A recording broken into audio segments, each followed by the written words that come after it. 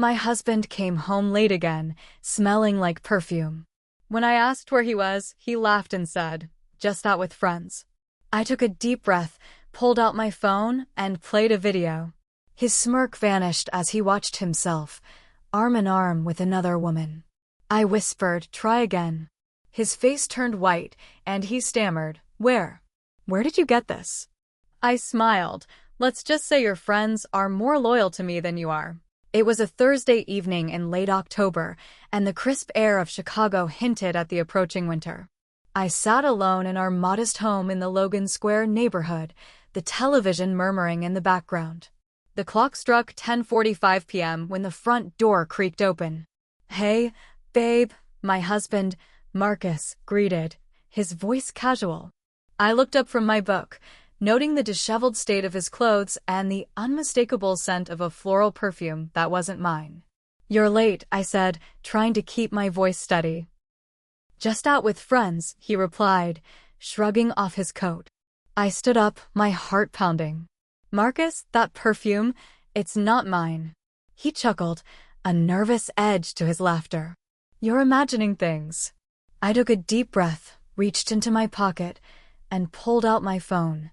With a few taps, I played a video. The screen displayed Marcus, arm in arm with another woman, laughing as they exited a downtown bar. His smirk vanished. Where did you get this?" I met his gaze, my voice cold. "Let's just say your friends are more loyal to me than you are." The days that followed were a blur. Marcus tried to explain, to justify, but the evidence was irrefutable. Our 10-year marriage, built on trust and shared dreams, was crumbling. I moved out, seeking solace in a small apartment in Wicker Park. The city that once felt like home now seemed foreign, each street corner a reminder of our shared past. But amidst the pain, a fire ignited within me. I wouldn't let this betrayal define me. I needed closure, justice, and perhaps a touch of revenge. I began by gathering information. Mutual friends, social media, and even a private investigator helped me piece together Marcus's activities. I discovered that the woman in the video, Elena, was a colleague from his office in the Loop. I reached out to Elena anonymously, posing as someone interested in her professional services. During our meeting at a cafe in River North, I subtly steered the conversation towards relationships. "Dating in the city can be tough," I remarked. She sighed. "Tell me about it." "I'm seeing someone, but it's complicated." I feigned interest. "Oh, how so?" "He's married," she admitted, lowering her voice. "But he says he's leaving his wife soon." I nodded, hiding my fury. "That must be challenging." She shrugged. "Love is messy." Armed with this confession, I crafted a plan. I compiled all the evidence, videos, messages, and Elena's admission. I sent an anonymous package to Marcus's office, ensuring his superiors would see it. The fallout was swift. Marcus was suspended pending an internal investigation. Elena faced disciplinary action. Their affair, once hidden, was now public knowledge. But I wasn't done. I organized a gathering of our mutual friends at a local bar. During the evening, I shared my story, presenting the evidence. The room was filled with gasps, whispers, and eventually, support. In the weeks that followed, Marcus attempted to contact me. Voicemails, emails, even letters. But I remained silent. I focused on rebuilding my life. I took up painting, something I'd always wanted to do. I traveled, exploring parts of the country I'd never seen. Slowly, the pain faded, replaced by a sense of empowerment. One evening, while walking along the shores of Lake Michigan, I reflected on the journey. Betrayal had shattered my world, but from the pieces, I built something stronger. 3 months had passed since I'd left Marcus. I was finally starting to breathe again. The quiet no longer felt empty. My little one-bedroom in Wicker Park had become my safe zone. My peace. Then, one night, just past midnight, there was a knock at the door. I froze. Another knock. This time, louder. I peeked through the peephole. It was Marcus. He looked broken, pale, thinner, bags under his eyes. He clutched something, a manila envelope. "Please," he said when I opened the door a crack. "Just 5 minutes. That's all I ask." I let him in, against my better judgment. "I lost my job," he said, sitting down. "HR said it was moral misconduct. Elena's gone. She ghosted me the moment things got hard." I said nothing. He slid the envelope across the table. "You might want to see this." Inside were printed emails, screenshots, pictures. Every single one was from Elena to another man. While she was with Marcus, she was cheating on him, too. Marcus looked at me, eyes glassy. "She played me. Worse than I played you." I didn't speak. I didn't pity him. 2 weeks later, I received a letter. Marcus was suing me for defamation. Yes, you read that right. He claimed the anonymous package I sent to his job ruined his reputation and income. He said I intentionally destroyed his career out of personal vengeance. I almost laughed, but my stomach twisted in knots. I got a lawyer. Her name was Simone, and she was a beast in heels. "Let him try," she said. "He's got nothing, but we'll fight." And we did. Court hearings, depositions, evidence gathering, it dragged on for months. My savings took a hit. My sleep? Gone. But I refused to back down. And that's when the second twist came. During discovery, Simone found something strange. Elena wasn't just Marcus's coworker or his affair partner. She was his ex-fiancée. They were engaged years before he met me. She left him abruptly back then. And now, somehow, they found their way back to each other. So this wasn't a random affair. This was premeditated. This was history repeating itself. Simone smiled like a shark when she found the old engagement records, complete with photos and timestamps. "Now we have motive," she said. That changed everything. Just when I thought it couldn't get worse, I discovered something that made my blood run cold. One of the friends who fed me info in the beginning, someone I thought was on my side, was feeding Marcus details about me. My apartment, my job, even my new dating life. It was Lisa, my college roommate, my bridesmaid. I confronted her over coffee in Lincoln Park. "Why?" I asked, my voice shaking. She sighed. "Marcus said you were spiraling, that you were unstable." I thought I was helping. I couldn't believe it. The betrayal cut deeper than Marcus's affair. I stood up. "You're dead to me." I wasn't just fighting a court case now. I was fighting a smear campaign. Marcus started telling people I was vindictive, obsessive, dangerous. Old coworkers started acting weird. A few neighbors stopped saying hi. But I had truth on my side, so I fought back. I started documenting everything: emails, texts, photos. I posted a carefully crafted blog, laying out the truth, every step, every receipt. It went viral in local circles. People started messaging me, sharing their own stories about Marcus and even Elena. Turns out, Marcus had a pattern. So did she. Simone smiled when I handed her the pile of fresh testimonials. "We're going to bury him." The day of the final hearing came. We walked into the Cook County Courthouse. Marcus was there, smug at first.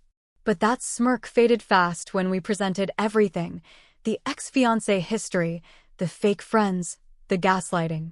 Then Simone pulled out the ace. A security camera video, Elena, kissing another man just days before the HR scandal. She cheated on Marcus again. On camera. The judge didn't even let Marcus finish his rebuttal. Case dismissed. I didn't cry. I didn't cheer. I just breathed. A week after the court case was dismissed, I got a Facebook friend request from a name I hadn't seen in 15 years. Zach. My ex before Marcus.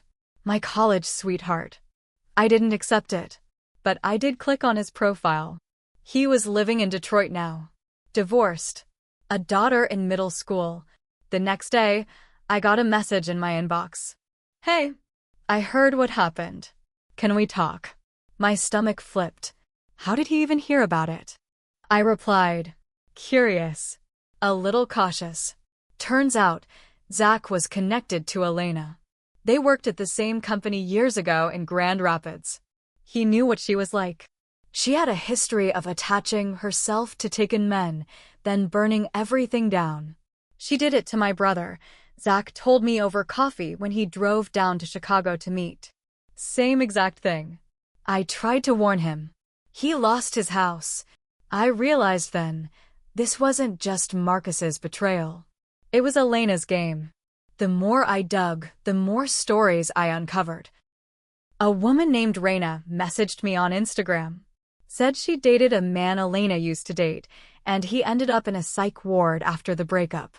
Accused her of stealing money, forging his signature, and threatening his kids. Another woman, Shireen, said Elena once posed as her online and sent horrible emails to her boss. She lost her job over it. Elena wasn't just a cheater. She was dangerous. So I did what I do best. I documented everything. And I reached out to a journalist who wrote exposés on psychological manipulation and workplace affairs. We met at a cafe in Logan Square. I gave her everything. 3 weeks later, the article dropped. The Woman Who Set Fire to Men. Inside Elena vs. Trail of Destruction. My story wasn't even the headline. It was bigger than me now. Men and women from 3 different states came forward. Some knew her. Some feared her.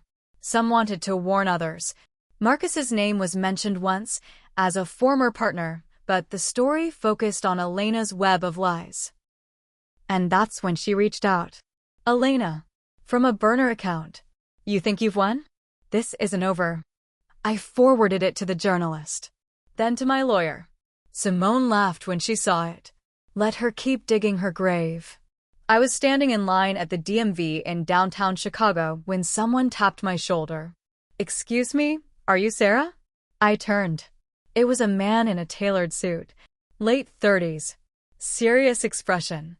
I'm with Homeland Security, he said, showing me his badge.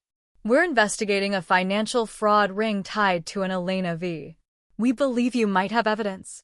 My heart stopped. He gave me his card. You're not in trouble. But your story helped open a case that's much bigger than you realize. Turns out, Elena wasn't just a manipulator. She was part of an identity scam ring, using relationships to get access to personal info, then draining accounts, buying real estate under fake names, and laundering it through shell companies. Marcus was probably just another pawn. I agreed to testify. Gave them everything. And now I wait. After Homeland Security got involved, things got real fast. Agents interviewed me in my tiny Wicker Park apartment. They asked for every message, every screenshot, even old photos. They said Elena had at least 4 different aliases and had committed bank fraud, identity theft, and something called romance laundering. She used men like Marcus to open joint accounts, file fake tax returns, and even forge mortgage paperwork. I wasn't just a woman scorned anymore. I was a witness in a federal case. I was scared. I won't lie. My name was out there. Elena knew where I lived. I started locking my door 3 times at night and sleeping with pepper spray under my pillow. But here's where I messed up. Somewhere during the rage and the revenge, I got obsessed. I became the thing I hated. I spent hours each night researching Elena, tracking her exes, building timelines. My friends stopped calling. I stopped painting. I stopped living. One night, I looked in the mirror and didn't recognize myself. Hair in a messy bun. Eyes sunken. Face pale. I had turned my pain into a project. And even though she deserved what was coming, I was letting her win by living in the war. I had to pull back. Let the feds handle it. But I couldn't walk away. Not fully. Elena was arrested in a sting operation in Milwaukee. Turns out, she had just convinced a tech executive to invest in her startup, which didn't exist. They found fake IDs, passports, and ledgers in her condo. And a burner phone with notes about Marcus. About me.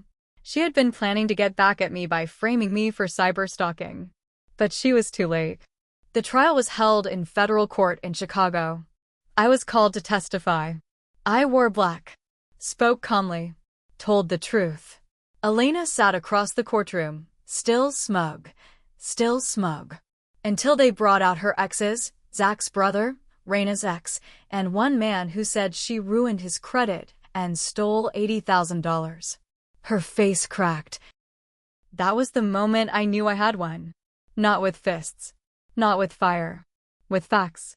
She was sentenced to 12 years in federal prison at AS for Marcus. He tried to disappear. Got a job as a warehouse supervisor in the suburbs. But the internet never forgets. His name popped up in connection with Elena's crimes. Even though he didn't go to jail, he was shunned. Nobody trusted him. I heard he tried to marry a woman he met on a dating app. She Googled him. Canceled the engagement.